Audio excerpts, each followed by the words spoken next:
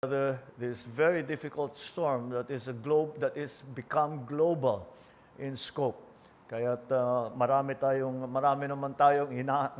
hinahanda kung ang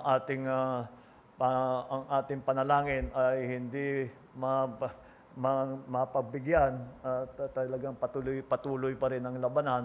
Marami naman tayong mga interventions. The other thing that I missed is that we have given instruction and to all government offices to find ways to be more to save on energy. That applies, panawagan ko na rin ito sa taong bayan. Maghanap tayo ng paraan upang mabawasan ang ating paggamit ng lahat ng mga sources of energy natin. Ito ay hindi pa, kagaya ng sabi ko, sapat naman ang supply natin.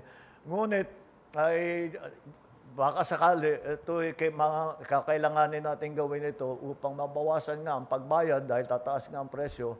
At hindi lamang sana sa government offices, but we have issued a directive to all the government offices to find ways,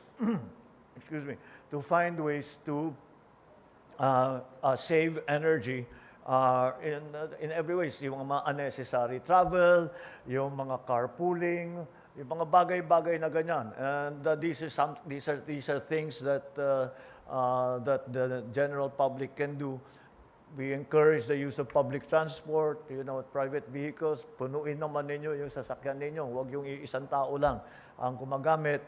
All of these things can come together. We will give further guidance in terms of that.